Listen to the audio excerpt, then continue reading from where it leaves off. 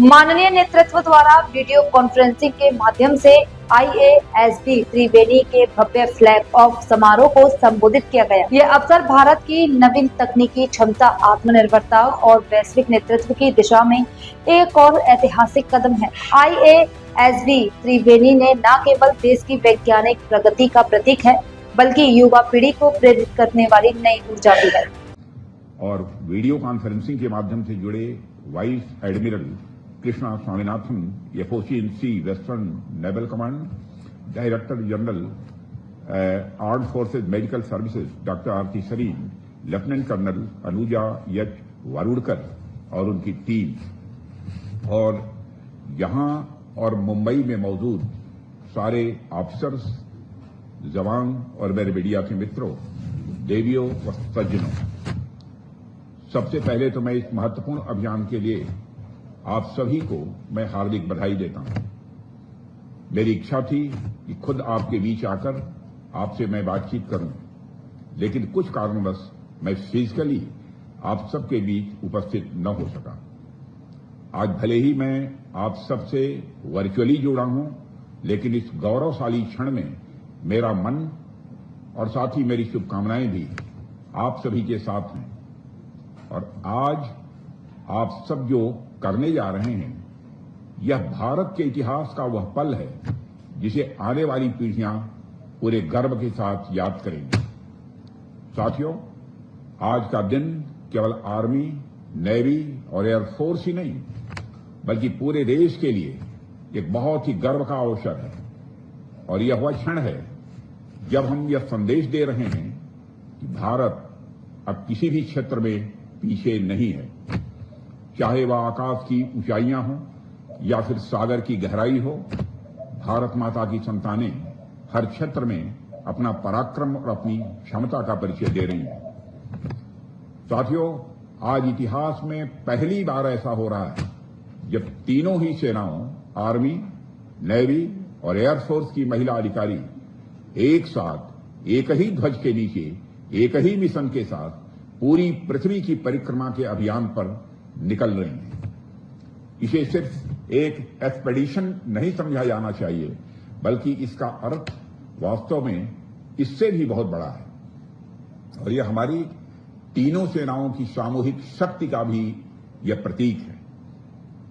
मुझे बताया गया है कि यह यात्रा लगभग 26,000 नॉटिकल माइल्स यानी लगभग 45,000 किलोमीटर लंबी है।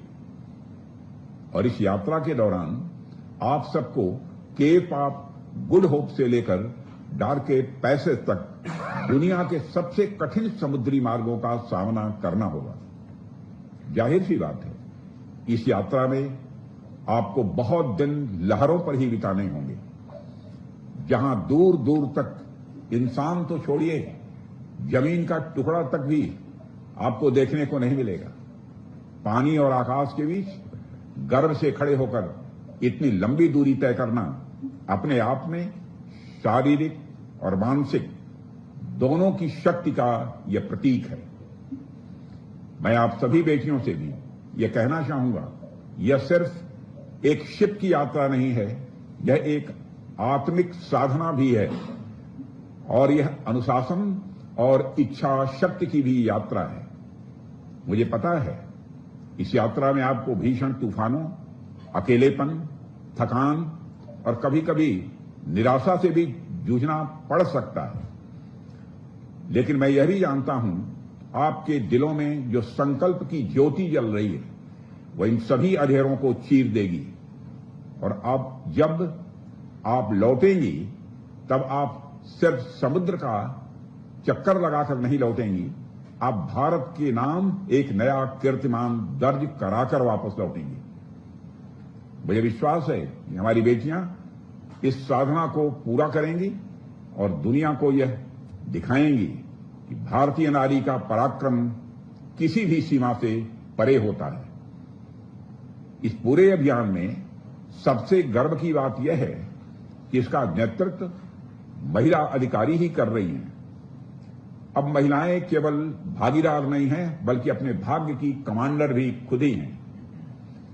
आज हम देख रहे हैं कि हमारी नारी शक्ति हर क्षेत्र में नई ऊंचाइयां छू रही हैं, चाहे वह विज्ञान हो, चाहे खेल हो, चाहे रक्षा हो या राजनीति हो।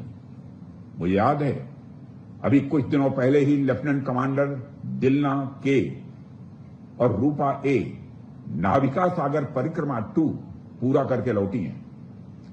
और जब मेरी उनसे बात हो रही थी तो उन्होंने अपने अनुभव मेरे साथ साझा किए थे और उन्होंने बताया था कि किस तरह से समुद्र में उन्हें चुनौतियों का सामना करना पड़ा है, लेकिन हमारी वह दोनों बेटियां भी उन चुनौतियों से घबराई नहीं थी।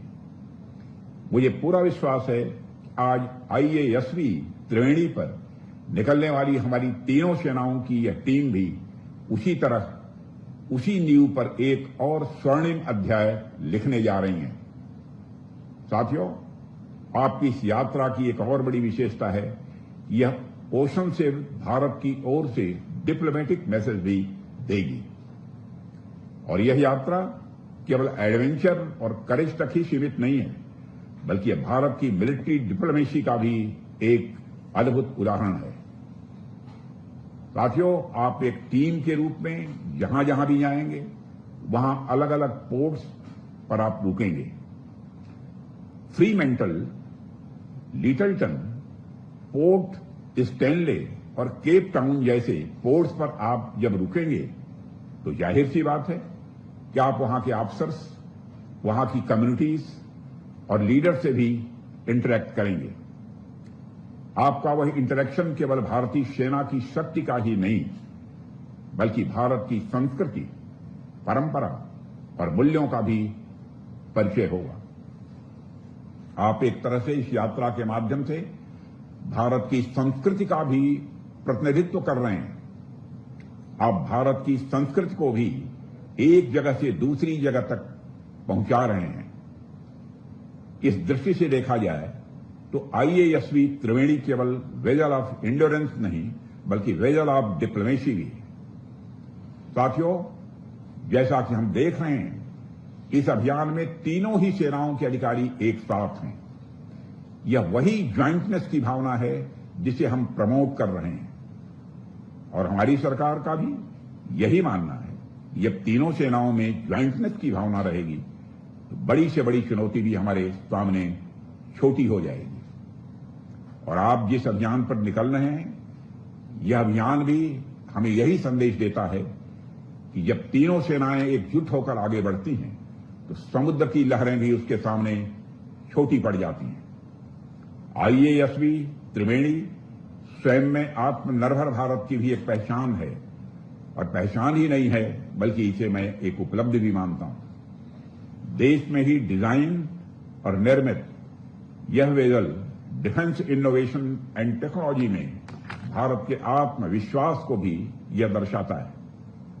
साथियों, त्रिवेणी द्वारा तय की गई हर नॉटिकल मील यात्रा भारत की स्ट्रेटेजिक ऑटोनॉमी और सेल्फ रिलायंस की ओर एक यात्रा है।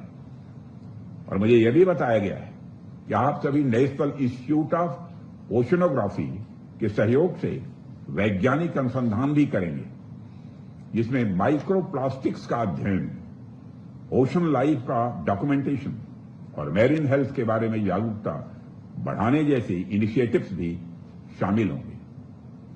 मैं आपको ऐसे इनिशिएटिव्स के लिए बधाई और शुभकामनाएं भी देता हूं। साथियों, मैंने काफी पहले एक कोट पढ़ा था, ships are the nearest thing to dream that hands have ever made. इस वाक्य का वास्तविक अर्थ यही है कि सपने सिर्फ आंखें बंद करके देखी जाने वाली कोई कल्पना मात्र नहीं है। सपनों का असली सौंदर्य तब है जब हम उन्हें अपने हाथों की मेहनत से गढ़ें, अपने कर्म से सींचें और अपने साहस से उन्हें गति दें। यह पंक्ति मनुष्य की उस अद्भुत क्षमता का वर्णन है जिसमें वह अपने सपनों को अपनी मेहनत से एक वास्तविकता का यानी रियलिटी का भी आकार देता है। साथियों, आप सोच कर देखिए, हमारे पूर्वजों ने जब कोई नाव बनाई होगी तो लकड़ी की उस नाव के इतने विशाल समुद्र के सामने क्या ही बिसात होगी। आप दोनों का आकार देखिए, नाव कितनी छोटी लगती होगी समुद्र के सामने।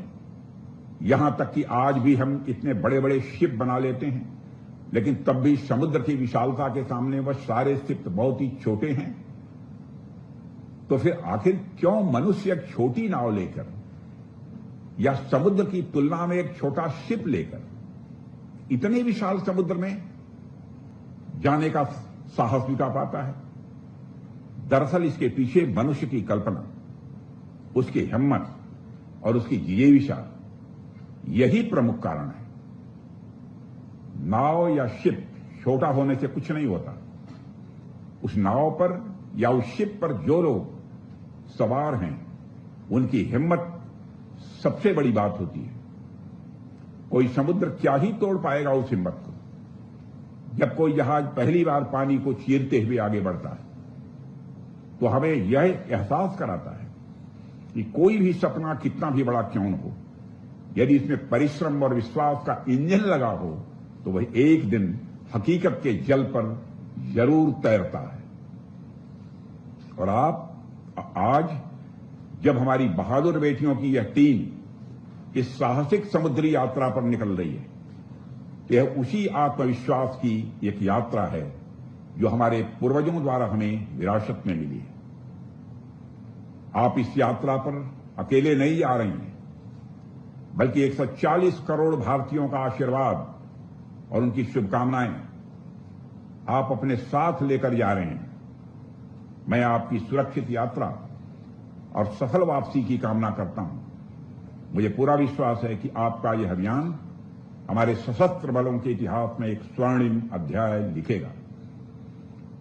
यह एक्सपेडिशन नारी शक्ति, ट्राई सर्विसेज यूनिटी, आत्मनिर्भर भारत और भारत की वैश्विक दृष्टि के एक प्रतीक के रूप में खड़ा होगा।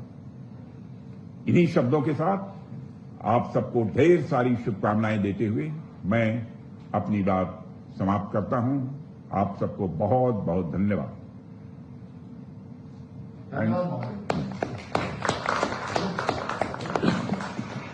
अगर आपको यह खबर पसंद आई हो तो वीडियो को लाइक करें, चैनल को सब्सक्राइब करना ना भूलें और अपनी राय हमें कमेंट में जरूर बताएं, ताकि हर जरूरी अपडेट आप तक सबसे पहले पहुंचे। धन्यवाद।